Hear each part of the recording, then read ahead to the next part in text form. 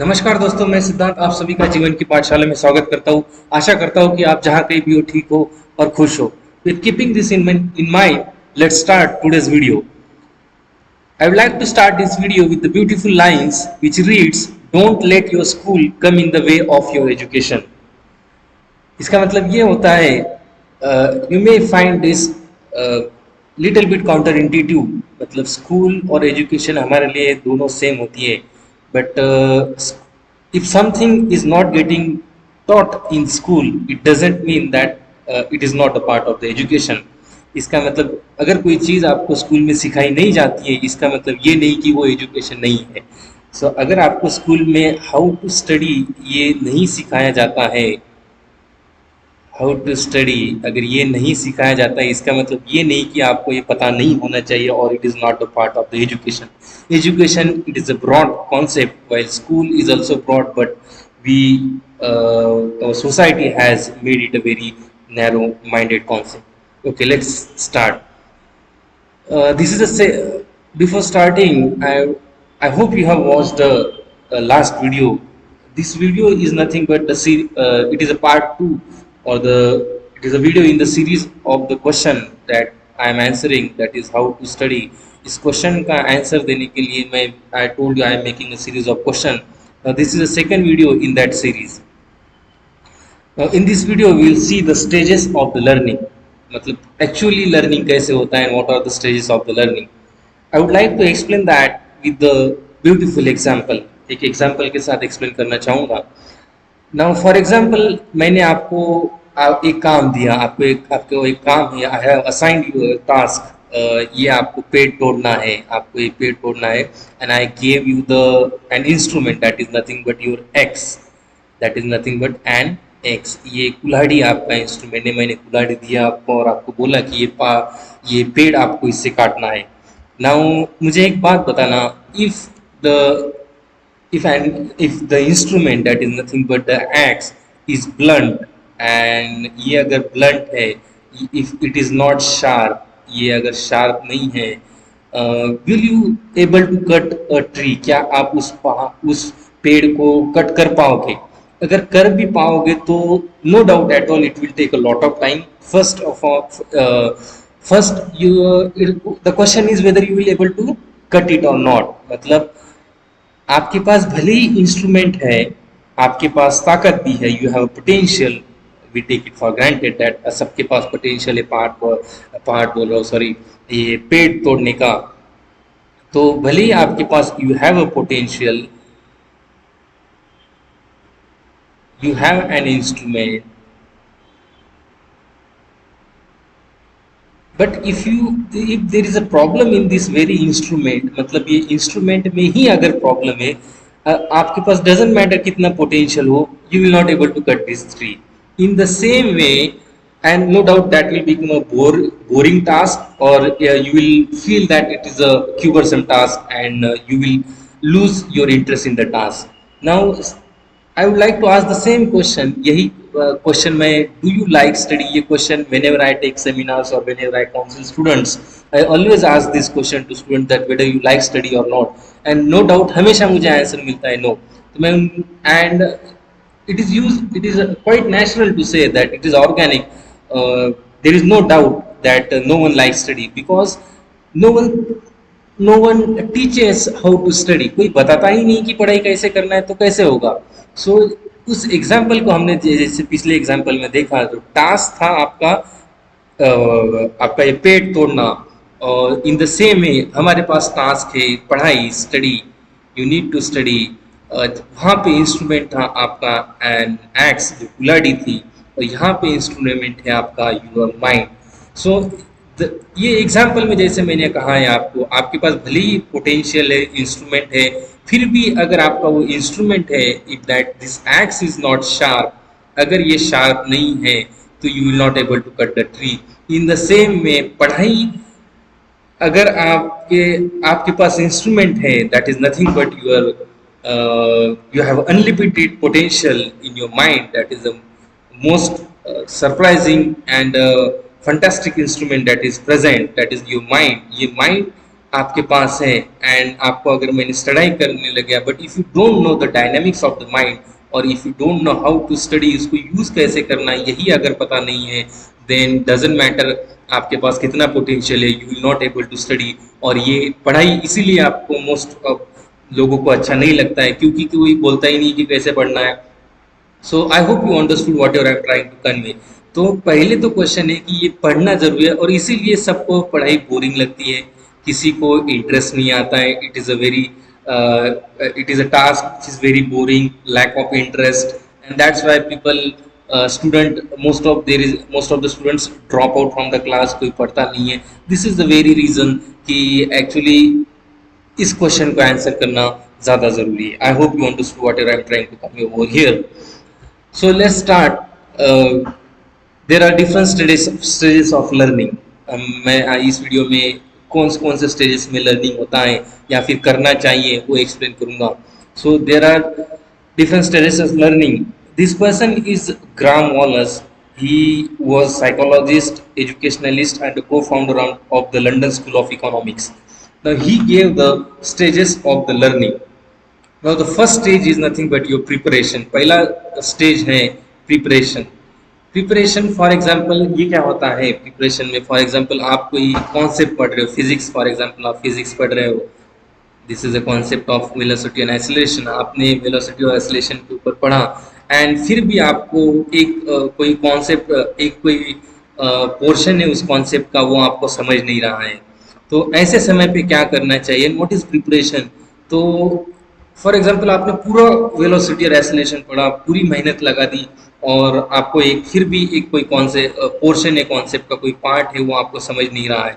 तो इसकी जगह आप कुछ भी ले लो, कोई भी फिजिक्स ले लो, मैथ्स ले लो, anything which you are trying to learn, तो you can take it as an example. तो अगर आप पढ़ रहे हो, ये बहुत समय से आपने पढ़ा है फिर भी आपको नहीं समझ रहा है, तो प्रिपरेशन एक्चुअली इस स्टेज में क्या होता है कि हर तरीके से कॉन्सेप्ट को देखना, उस कॉन्सेप्ट का बेसिक तरीके से हर डेप्थ में नॉलेज होना।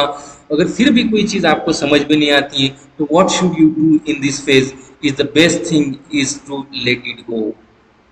Late it go. Now most of you must be thinking sir ये क्या बोल रहे हो, ऐसा कैसा छोड़ दे। Now I will elaborate. ठीक है, तो प्रिपरेशन में क्या होता है कि अगर कोई कॉन्सेप्ट फॉर एग्जाम्पल आप पढ़ रहे हो एंड फिजिक्स पढ़ रहे हो, मैथ्स पढ़ रहे हो, कोई भी पढ़ रहे हो, आप पढ़ते हैं पूरे, you have spent more than 1 hour. No doubt in the last video I talked about the neuroplasticity. I told you in that कि न्यूरोप्लास्टिसिटी के लिए आपको उस टॉपिक के ऊपर लगे रहना पड़ेगा। If when you are committing the mistake, neuroplasticity बढ़ती है। Now इसके लिए आपको 15 to 20 मिनट्स में ही आपको अगर कोई चीज़ नहीं आ रही है, इट सिंपली मीन्स उसका आपको बेसिक नॉलेज नहीं है। You need to go in the basics first. वो समय न्यूरोप्लास्टिक नहीं बढ़ेगी, आपको बेसिक्स नहीं है, कुछ नहीं है, मिस्टेक करोगे, नो डाउट एट ऑल। तो अगर 15 से 20 मिनट बाद आपको कोई चीज़ नहीं आ रही है, 1 घंटा हो गया, 15 से 20 मिनट तक रहोगे, 1 घंटे स्पेंड करने के बाद भी कोई चीज़ नहीं आ रही है, it simply means you need to go into the basics. ठीक है, तो प्रिपरेशन यही फेज होता है कि जहाँ पे अगर आप पूरा पढ़ते हो, बेसिक्स आपको पूरा नॉलेज है, फिर भी अगर आपको कोई चीज़ नहीं आ रहा है तो you need to basically let it go. तो मोस्ट ऑफ द टाइम हम क्या करते हैं, लेट इट गो तो करते हैं बट उसको बाद में रेफर ही नहीं करते हैं, बाद में वापस में नहीं आते हैं।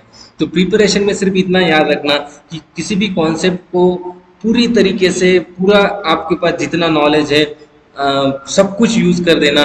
When you reach impasse, इसको एम पास इंग्लिश में बोला जाता है। Impasse is nothing but it's what you can say, it's a deadlock situation होता है कि आप एक्चुअली कुछ सोच ही नहीं पा रहे हो। वो समय क्या करना है आपको, you just need to let it go, आपको बस उसको छोड़ना है। This is the preparation phase. Preparation phase simply याद रखो, बस किसी भी कॉन्सेप्ट को अगर स्टक हो रहा है, रिपीट इट पूरा देखो, 1 घंटा हो गया, 1.5 घंटा हो गया, best thing you can do in this situation is late it go. So this is nothing but the preparation. I would like to give you the example. This is Henry Poincare. He was a mathematician and he was working on Fuchsian equation. It is equation maths का portion is something. He wanted to prove that there is nothing called a Fuchsian equation, and this was his lines. He said, every day I seated myself at my work table, stared an hour or two, tried a great number of combination and reached no result.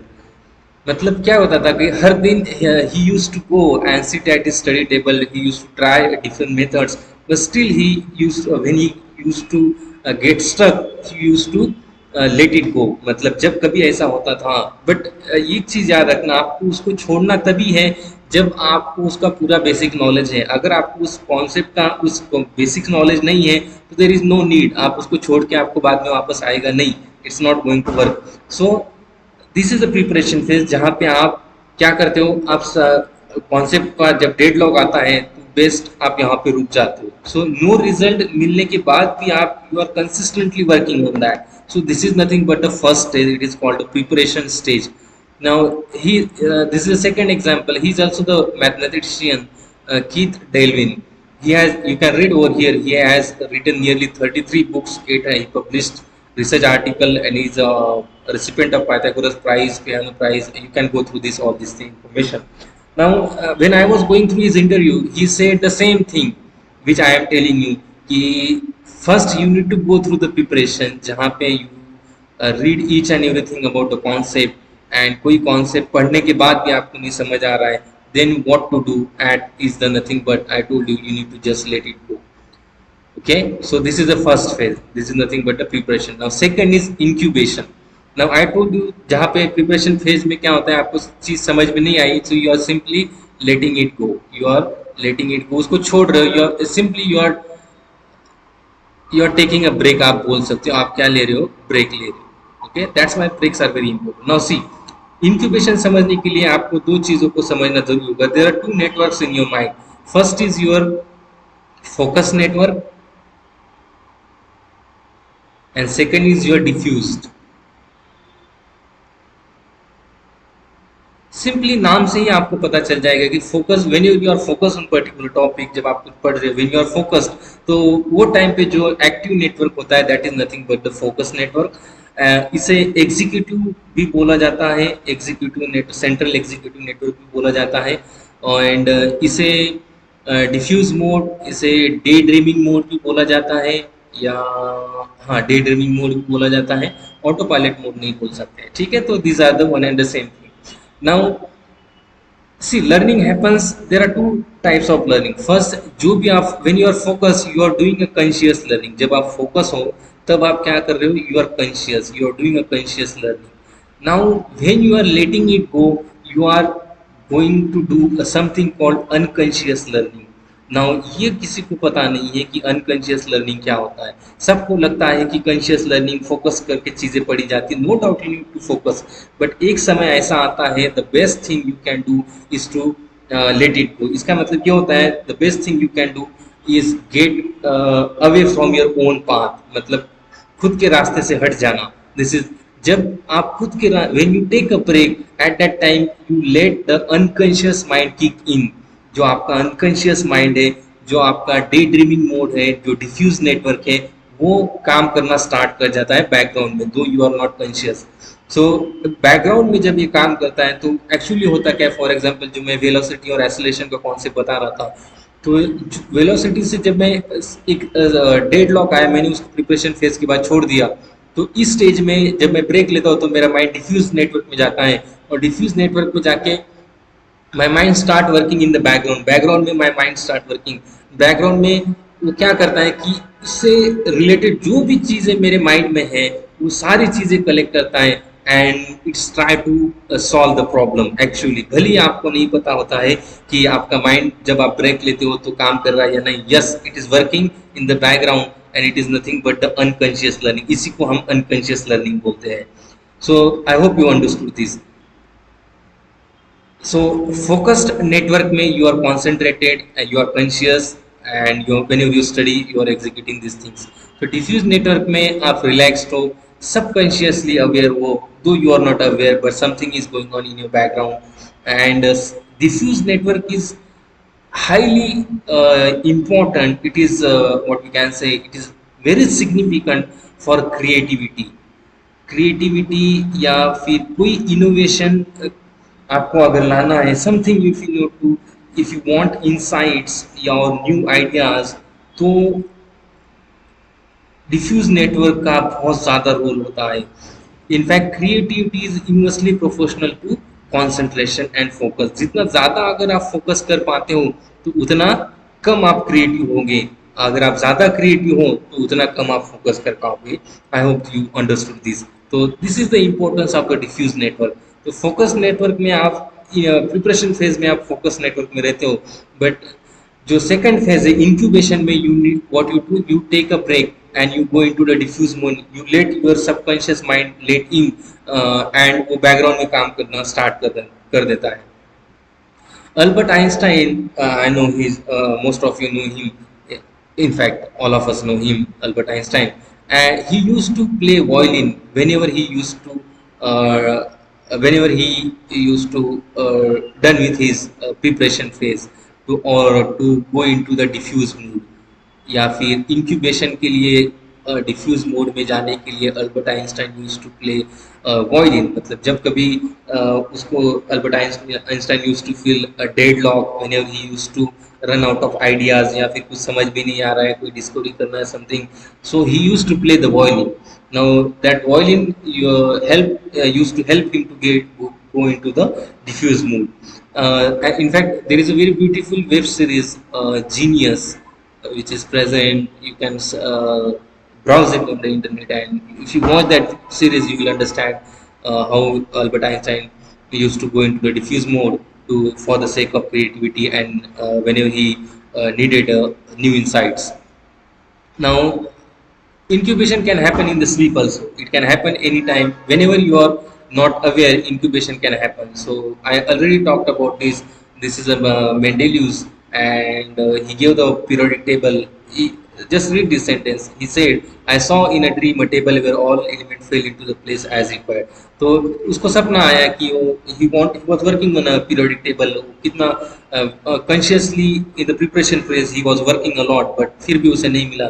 But when he let it go and slept properly, he took a good amount of rest. He saw the periodic table in his mind, and when he woke up and when he woke up in the morning and start working, he got the periodic table. He gave the periodic table. So in sleep, incubation happen. So this is nothing but the unconscious learning. इसे unconscious learning बोलते हैं. Most people are unaware about it. This is a person, Kekule, who gave the structure of the benzene. He also saw this snake biting his own tail in his dream when he woke up in the morning and started working. He gave the structure of the benzene. So this is nothing but the examples of the incubation, where you go in a diffuse mode and your mind works in a background and come up with the different ideas, different creativity, new insights, which you were not able to get when you were in the preparation phase or whenever you were in the focused mode. I hope you understood this. Now incubation breaks can be of three types. Incubation break में आपको जब आप break ले रहे हो, first was your preparation, second is nothing, incubation. Incubation में आपको कुछ नहीं करना है, simply you need to take a break. आपको break लेना है. Now this उस ब्रेक में क्या करना है, that is also important. Now it can be mild, it can be relaxed, completely relaxed हो. अगर आप for example you listening to music, it can be a relaxed break for listening to music, or just taking a walk through the garden. It can also be the incubation, or it can work in the incubation. Second type, where you are mildly involved in the activity, मतलब आप normal involved like surfing the internet or doing some another stuff which is जिसमें ज़्यादा focus की ज़रूरत नहीं है, थोड़ा focus लग के आप काम कर रहे हो, तो this can also work. Third is where you are highly focus, मतलब but rather than working on that problem, किसी जो problem which you are working on the preparation phase, उस प्रॉब्लम को छोड़ के कोई दूसरा होमवर्क कर रहे हो, और if you are doing all together another topic, जैसे मैंने फिजिक्स का एग्जांपल दिया था, आप उसको छोड़ के मैथ्स पढ़ रहे हो तो भी चलेगा. Now these are the three types of incubation breaks, or the three types of activities you can do in the incubation. Now for the subject like maths, any kind of incubation break can work. अगर आप maths पढ़ रहे हो तो for maths के लिए maths का अगर आप कोई प्रॉब्लम सॉल्व कर रहे हो और प्रिपरेशन फेज में अगर आपको स्टक फील हो रहा है, आपको कुछ भी नहीं समझ में आ रहा है, तो better you let it go and take a break. तो इस तीनों में से आप कुछ भी यूज कर लो, आपको it will work, it will help you in the incubation. Now the other another subjects like physics, chemistry, बाकी और क्रिएटिविटी के लिए आप यू कैन, इन दोनों में से आप कुछ भी यूज कर सकते हो, you can use it, you will get the benefit. Now, third is nothing but illumination. Third stage क्या होता है? Illumination. मतलब all of sudden all of out of blue and all of sudden you get the idea. जो problem आप बहुत समय से solve कर रहे थे, आपने उसको प्रिपरेशन फेज में आप उसको सॉल्व करने से स्टेज 1 जो था आपका, स्टेज 2 में जो आपका था इंक्यूबेशन, उसमें आपने उसको छोड़ दिया कुछ समय के लिए. And illumination is nothing but all of sudden when वो आपका unconscious mind, subconscious mind work कर देता है एंड वो आपको आइडियाज दे देता है, mind start giving the insights, and when you got the insight, when you got the solution, that is nothing but the illumination. So you can say that is nothing but the eureka वाला जो movement होता है. There was a scientist who said eureka, eureka, Archimedes. I hope all of you are aware about this. Archimedes was, he was the person who said eureka, eureka when he got the idea. Actually he was working on the buoyancy. There is something called buoyancy in the physics, uh, and buoyancy concept के ऊपर काम कर रहा था. And actually he was taking a bath,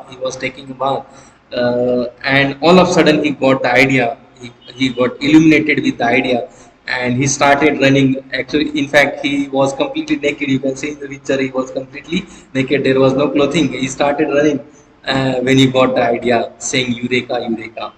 ठीक है, this is nothing but the example of the illumination, जहाँ पे आपको कुछ नहीं करना है, all of automatically you get the idea. जो जो सॉल्यूशन, जो प्रॉब्लम के ऊपर आप वर्क कर रहे थे, तो प्रॉब्लम का सॉल्यूशन आपको ऑटोमेटिकली मिल जाता है. This is nothing but the illumination phase.